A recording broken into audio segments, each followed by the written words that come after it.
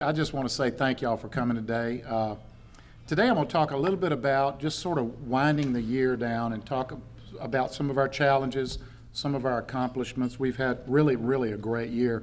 And when you look at it, I look at last year as being the flood year, this year as being the tax renewal year. We started in August. We had that tax renewal passed, and thank you to the community for that. It passed overwhelmingly, 64, 65, and 70%.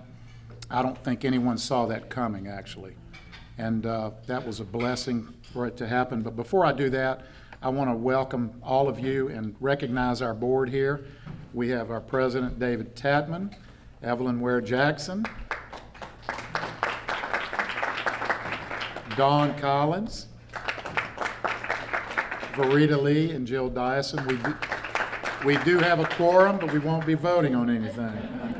So I also want to take this time to thank, at the end of the year, all of our partners who are here in the room. I'm not going to name you all because I know I will forget some of you, but all of you are sitting at tables out here, and I want to thank you. And many partnerships we have that have been successful and we've worked with through the year, and I want to thank you for your partnership with us and your trust in us throughout this year and every year you've worked with us. I want to thank our staff for a great year. And I'd like to ask all of our staff, EBR staff, to stand up, and let's just, and board members as well. All of y'all stand up and be recognized.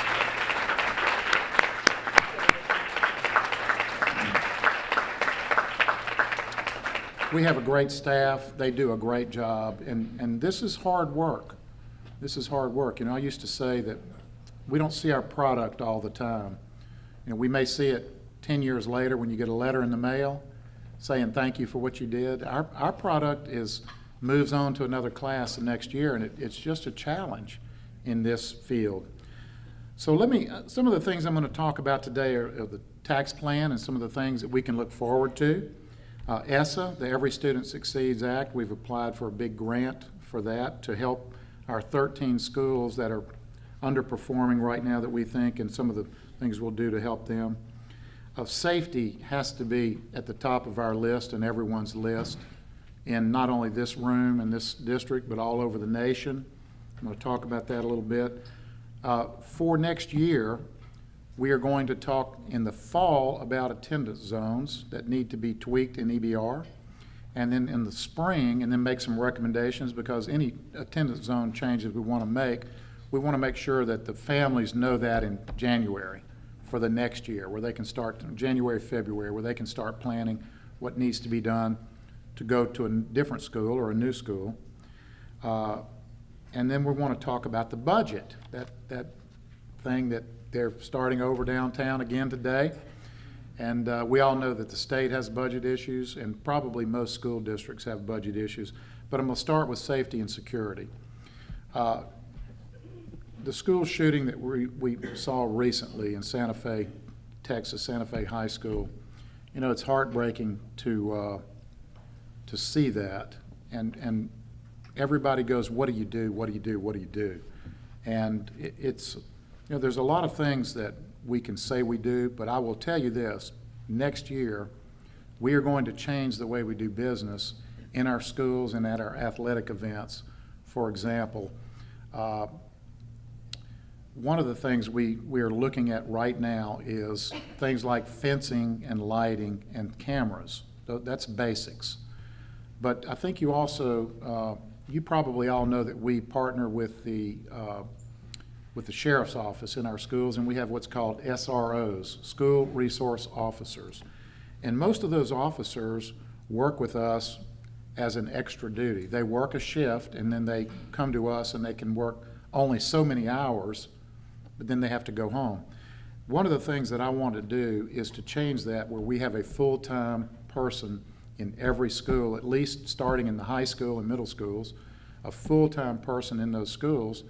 And looking at our budget on SROs, we can probably do that. Actually, I'm getting in touch with Sheriff Gautreaux. I've already talked to the police chief of Baton Rouge about this, but we could probably have a full-time person that is they're not our employee, but their 8-hour shift is on our school campuses.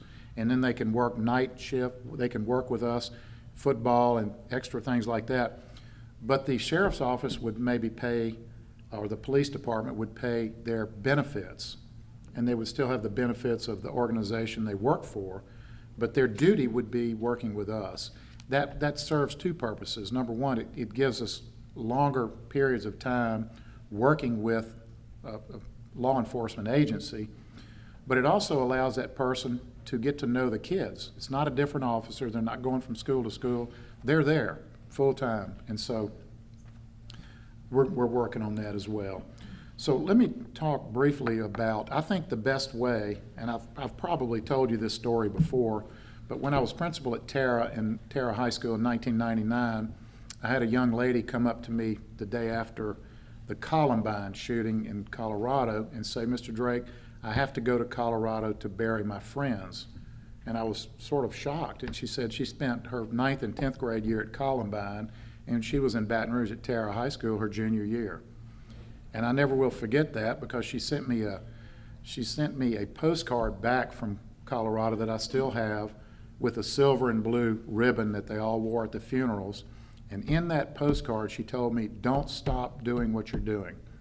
You're tough on us, but we need that discipline." And so she also went on to say, when she got back and I had a conversation with her, that in 1999, Columbine was probably one of the most secure buildings, school buildings in America. There were about 3,000 students. There were two entrances, one in the front and one in the back. It had a metal detector that went around it and a sheriff's deputy there. You can't get much more security than that. So what that tells you is that when people want to do bad things, it's very difficult to stop them from doing bad things. And I think that's important to limit access. Most of our schools were built in times where there's 10, 12, 15, or 20 sets of double doors that access the school. And we have to change the way we think about that, and we will as we build new schools. But the way I think is the best way to secure our kids for the most students is in the actual classroom itself, and that is securing the door handles, the door knobs, to a secure type of a handle, and put semi-bulletproof glass in the doors. And there are companies that do this, and so once something happens, for example, the doors are closed all the time with a glass pane in it, but if that glass pane is bulletproof and the door is semi-bulletproof as well, somebody is going to go and find an easier opportunity. So that is probably the best protection we can have. We actually have one school like that right now, and that's Progress Elementary. Progress Elementary has those door locks and bulletproof glass, and it was actually changed, and Marcus could probably tell me this, but the program was actually changed when that school was under design by the architectural firm. I think it was Haley, Herpin, yes, and Haley. And because there was a school shooting that happened, and the school board at that time wanted to add that, and Jill, you were probably here at that time. I don't know if anyone else was at that time. So safety and security of our kids is paramount. You know, that's the number one reason parents choose a school, by the way. Safety for their children, number one. Number two is the instructional program. But we have to know our children are safe, right? So let me move on. Let me talk about the tax renewal a little bit. Before I get there, attendance zones. I've set up a committee to take a look at attendance zones in the fall. We're really going to study it. There's some low-hanging fruit there that we can look at and do. Tara High School, for example. If you look at Tara High School, their attendance zone goes all the way up to next to Estruma, all the way down next to Gardere, and all the way to Livingston Parish, and all the way to the Mississippi River. It's a big T. I don't think they did that for Tara, but it's there are a lot of reasons that happened, and that needs to be looked at. There are some elementary zones that need to be looked at. In this program that we're doing, we're going to close about 3 or 4 schools at the beginning of not this upcoming year, but the following. So we have to plan those attendance zone changes for that year as well. So that's the first thing. Let me talk about the tax plan, but at phase 3. Phase 3 is the phase we're in right now, and there are still several schools that haven't been built or completed, Broadmoor Elementary will open in the fall. It's a beautiful new school in Goodwood. EBRPSS, our first school for career and technical education. If you drive down Wooddale Boulevard right behind the Technology Center, you can see it going up. It's beautiful. The board's going to take a tour of that in several weeks, and also Broadmoor. And then we have Jefferson Home Sites, which is being designed right now, and that is going to be on the 20 acres right behind Blue Cross. So let's talk about Phase 4. We had overwhelming support for Phase 4. It starts July 1 of 2019, a year from this summer. So when that happens, what are some of the things that we're going to do in that? One of the first things we're going to do for that year, we're closing Broadmoor Middle School. Those kids will go back to their schools that are closest to them. There's about 300 students there. And we will completely rebuild that school for a program to be determined. The board decided to hold off on that to try to determine what program will go there at Broadmoor Middle. And so that is one of the things we're doing. We're also adding a middle school component in the McKinley area. That McKinley High School actually will become a 7th and 8th grade school, as well as 9 through 12. And we were tearing down Buchanan and University Terrace, building a new school there, and that will be K-6 in one of the areas in traditional and K-5 in gifted at that point. And there's still some things we're going to work out there. We're going to build 3 new schools in South Baton Rouge area, anywhere from the Mississippi River to the eastern part of the district where we can find land.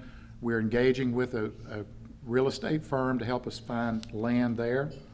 We're going to add a 7th middle school component in the Scotlandville area. Right now, our students in Scotlandville have to leave and go to Park Forest Middle School. They're there at Ryan Elementary and Crestworth and Progress, but they have to go to middle school somewhere else, and they come back to Scotlandville High School. We're going to add a middle school component there. If we don't get back Crestworth, we're working with the state superintendent and the RSD to get back Crestworth Elementary as we got back Struma. If that doesn't happen, then we're going to build a middle school component at Progress, and that's not going to be a whole lot of money because that school right now is under, what's the word I'm thinking of here? Capacity, yes. It's about half capacity, or a little over half capacity right now. So we have capacity there, but some of those middle school components we need to build there too. So again, I'm going to ask y'all if you have questions about any of this, please ask me, and you can do it at any time. Talk about the strategic plan. About 5 or 6 years ago, I don't know the exact number of years, the board can probably tell me, they built a strategic plan that is really good, and it had huge buy-in from the community. We're going to do that again. We're going to revisit that plan. I don't think we're going to we're not going to recreate the wheel because it's a very good plan, but it needs to be updated. So in the fall, some of you will probably be getting phone calls to say, will you serve on committees and help us out? So the strategic plan will be in the spring of 19. So next fall, we're going to talk attendance zones, and then starting in January, we're going to talk strategic plan. So let's talk about ESSA. ESSA is the Every Student Succeeds Act. It replaced No Child Left Behind. So we have 13 schools that we're going to concentrate on in different ways. What are we going to do? We had a conference call with the state yesterday. We feel confident that we'll get this grant, and when we do, what are we going to do with it? Well, some of the things we're going to do with it is extreme professional development. We're partnering with some groups that are going to help us with that professional development and with other things like that. We're looking at leadership change. I'm going to use one example of Park Elementary, which is one of those schools, and Westdale Heights, which is one of the highest, if not the highest performing elementary schools. We're going to implement discovery education in those 2 schools, and those 2 schools will be partnered. So those children, kids, students at Park Elementary School will be able to interact and work with those students at Westdale Heights Academic Magnet School. Both of them will be implementing discovery education. That's out of North Carolina. It's not a program, it's a philosophy, and it takes into consideration a lot of different things that are really, really good. And so I think that's an example of how we're going to move forward in the district to let those kids work together and faculties and staffs work together and be trained together to do some really good things. I'm excited about that. We should hear next month, probably in June, when we will, if we will earn this ESSA grant, and I believe we will. So we have to get better, and we're not afraid of accountability and higher standards. We have to get better, and we're going to do that, and this is one of the ways we're going to do that in our struggling schools. We've done all kind of things like a needs assessment, all kind of parent-teacher home visits will be a part of that, a lot of different things. Some of the other things we've done and we've worked on this past year, I want to thank the foundation, Keela, Jeff, all of the foundation board of directors, many of whom are here today, for really pushing the STEM education in our schools. It has been a blessing. It's amazing what I see during the summers when they have programs to professionally develop our teachers in STEM learning models. It's really good. And Kayla, thank you. Board, thank you. The EBR Foundation has been really good to us, and we continue to work with them to make sure our kids have everything they need. So let's talk about the budget. Anybody want to talk about the budget? This year is an unusual year for us. In the budget, and if you look at this year, for example, after the flood, we saw a spike in sales tax. Everybody who was flooded, every parish, school district saw a spike in sales tax. Why? Well, everybody needed a new car and a new dishwasher and a new washing machine and materials to rebuild their house. Spike in sales tax equals us becoming more wealthy to the state through a formula which they look at, oh, y'all are a wealthy district now, let's reduce your minimum foundation program that supports our children. And so we got a notice from the state that we were going to have $10.5 million less from the state. I don't even know if that offsets the sales tax jump. And we just went, you can't do this. So the bottom line is $4.9 million less in MFP this coming year because of the wealth factor of a one-time jump in sales tax, which will not happen again. And so all of that will be adjusted again next year. Here's the bottom line. At one way or another, we're going to get about the same money. If you make more money in taxes or in sales taxes, whatever, you're going to be reduced in the MFP in some way. So let's talk about ITEP for a moment. ITEP is the Industrial Tax Exemption Program, and you've probably seen it in the news this week. And it sounds like a logical thing to do, to go, if you get more money from not exempting businesses, you can put that to teacher salaries. There's a lot of different issues with that. Number one, if we get $10 million more in, the state's going to reduce our MFP because we're wealthier. And so you don't see a savings one-to-one. The second thing is, exemptions come to us not all at the same time. They come to us at different times. So we realize and understand and value and respect our employees. We can't do it without them. We know and we trust and we love them. And we've put together a committee to search the salary opportunities for our employees. Right now in the state, we are 15th in the state in salary based on a first-year teacher with a bachelor's degree. That you can look at. Every district in the state, the 69, 70 districts, whatever it is, incoming teachers with a bachelor's degree, we're 15th. Jefferson Parish, the largest district in the state, is I think 28th in that number. Caddo Parish, which is the third largest parish, we're number 2, is I think a little bit behind us, but I don't want to quote that right now. Here's my point. My point is we're competitive in the state in salaries. And if you look at the EBR salary schedule, when you get up to 25 to 30 years, we're higher than almost all of them.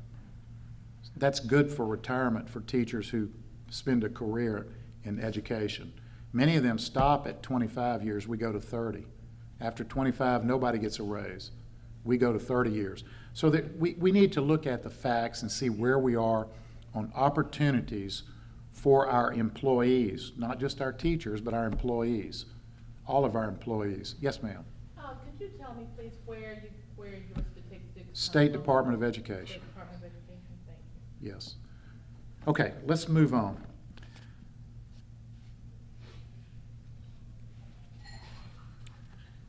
So the budget, there's another issue, which is really a one-time issue. This year, we're opening 4 new charter schools. An additional $16.8 million will go from our budget to the charter schools. That's a challenge for us because so many at one time. And so we have to look at different ways. And these are charters that the school board chartered.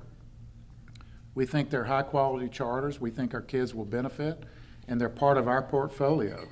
But we also need to take a look at the realities of the world here in our budget. And so when you lose 5 children from each school, students from each school, that doesn't equal losing a teacher. But if you lose 500 kids, that equals X number of teachers, and you have to find a way to do that. And so that's a challenge. And I want everybody to know that. So we, over the last 2 weeks, have met. This staff that stood up a few minutes ago, we've been meeting. And we have cut an actual $3 million from the budget by eliminating positions and different things like that. But we've also moved $12 million to different funding sources, from the general fund to grants and to different things that we feel like they need to be here, but not from the general fund. We've also had to cut many of our programs. Some of you in this room, we've had to cut LSU. Got Wade Smith right there, my U-High buddy right there, and we've had to cut that. And Manners of the Heart, we've had to cut that some. And so everybody is going to be asked to help us, address this funding deficit that we have. If we were just going to say we had to balance the budget in 1 year, I would have to cut 400 positions in the parish. Just say there's 400 less people here than last year. Now, one of the things that we won't know until the end is we have attrition every year, and we have between 200 and 300 employees that leave every year. One of the things I've asked this committee to do is not affect the classroom. Do not affect the classroom. We don't want to raise up our pupil-teacher ratio, and we don't want to take teachers out. We want to respect the classroom. But we also know that the vast majority of our employees are teachers. 3,000 or more are teachers. So there's a way you can do that, but you have to be careful doing that. And so we are looking at ways to reduce this budget dramatically. And I've asked HR not to fill any positions that through attrition unless they come through me and my staff to say, yes, we need to hire that position back. That's a teacher. Or yes, we need to hire that position back because it's a blank or this or that. We have, over the past 2 years, there have been 2 positions I can tell you right now in the central office that people retired, but we did not fill those positions. And every time someone retires, we're looking at that, and we're making sure other people can do that job and do it effectively. And so it is a challenge. It definitely is a challenge. So let me talk about, I am happy to say this, our health insurance has not gone up for 2 years. Now, we've heard this over the past year. It was more. Over the past 2 years, we've kept our health insurance at the same level. And I think that's a good thing for our employees. I think that's a really good thing. We've also added magnet programs at many different schools. Right now, I want to mention one in particular, Terra High School. We've partnered with IBM. The only school in the state IBM will be partnered with, and basically it's a 9 through 14 school. Students will be able, we're going to have 30 in the first cohort and maybe up to 60. And those students will go through high school. They will graduate. They will walk across the stage. I'll be at Lehigh tonight. I've been at a graduation every night for the last week. It's been awesome. And those kids will graduate and walk across the stage, And then instead of going somewhere else, they'll come back to Terra the next year. And they'll go for grade 13 and 14. And it will be paid fully by IBM. They will learn a skill that IBM will probably hire them. And they will have come out of that school with an associate degree. That's pretty awesome. And so IBM, I want to thank them. I want to thank IBM for the forward thinking. This is the first time this has been done in East Baton Rouge Parish, so we're very happy about that. Estruma High School, we're not going to move the aquaponics program, but we're going to expand it from Brookstown to Estruma High School. Now, what does that mean? We have a partnership with Capital City Produce and with Tony's Seafood. We are producing enough lettuce at Brookstown Middle School to feed the whole school during the day and have extra lettuce, and growing catfish underneath them that Tony's Seafood buys. And so what are those kids learning? And Estruma High School is going to be on a much larger scale. So Capital City Produce will purchase the lettuce at wholesale prices. Tony's Seafood is purchasing the catfish at wholesale prices. So think about the entrepreneurial opportunities for our kids. They're going to learn sales. They're going to learn the business end of it. They're going to learn the physical end of doing this work, and then packaging it into wholesale business. These are the kind of things we need to teach our students in all of our schools. So that is happening there. That is just an incredible opportunity for our kids. And Park Forest Elementary, Park Forest Middle, Bel Air High, and Villa Del Rey, we've added $15 million grants there on solar energy. So those schools, that grant was also earned this year. So that is a great opportunity that happened this year. So I think overall we've had a fantastic year. I want to thank all of you partners. I want to thank all of you who have worked so hard in this district to help us there. And I'll open it up for any questions. We're anxious for another great year next year, and so we're already starting our planning. We have a principals meeting next week to get our planning started. But today is about reviewing our year. We're going to talk about some of the great things that we achieved during the year, accomplished, and some of our challenges as well. So I think it's going to be a really good group here today with Lunch for the Supe at Jubin's. How would you characterize this year in terms of making progress? Well, I think, the challenge is that the state accountability program is continuously moving upward. And we agree with accountability, and we all want higher standards. And so as the standards move up on a yearly basis, we may get better academically, but may not see it in the actual score. So that makes it difficult to explain to the public. But I do want to say this, and we're working as hard as we can. We're working on our budget right now. We're going to reduce a number of positions in our system. We're going to become more efficient that way. But I want to thank the public in particular for supporting us on the tax election, the tax renewal, overwhelmingly. And so I think that tells me that the people of Baton Rouge see a difference and see a change and see movement in EBR schools. Are you encouraged by what you've seen in this school year? I absolutely am. There's always going to be challenges in school. I mean, I was a principal for many years, and in a school that things happen. So I think that we've had a great year overall. Last year was the, quote, flood year. This year was the tax renewal. We actually started in August and had the renewal at the end of April. So really the entire school year this year, we were talking about what we're going to do to improve our facilities, what we're going to do to maintain our salaries, and what we're going to do to help our alternative kids, and we were successful in that. So, but you can't talk about the success of a school year unless you say, what did we do for students? And I think that what we've done for students is we've offered them better facilities, a Tier 1 curriculum, which is mandated in all of our schools now, which means it's the top curriculum you can get in the state, and we're making sure that's happening. So I think that students have grown in that way, and I'm proud of that. What do you see as the goals for the upcoming school year? Well, I think next year we have two things that we're going to look at. Of course, maintaining those students and getting them better, number one. But I think next year we're going to talk about two things in particular outside of that: the strategic plan and also looking at attendance zones in our district. We need to make some attendance zone changes, and we're going to conquer that in the fall of August, starting in August. And then in the spring of 19, we're going to work on our strategic plan. It's been about 6 years since it was done. It's a very good plan. We had great public buy-in, and we're going to ask the public to come help us again, and we'll be talking about updating the strategic plan next year.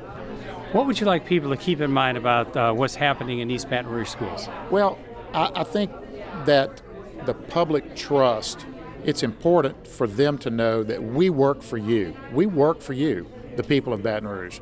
And I try to drill that into all of my employees all the time. And sometimes the state mentality is they have to come to us. They don't have to come to us. People have a choice today. They can choose any school they want to choose. And I agree with that. I think a parent has to be able to choose what they think is right for students. So we have to provide the best option for kids, and I think we're doing that. And so I think the trust of the community and the public is very important, and I think that we've seen that trust go up in the last few years. If people have questions like more information, what should they do? Well, go to our website, ebrschools.org, or call us at 922-5400. We're open for business to see you. Thank you so much.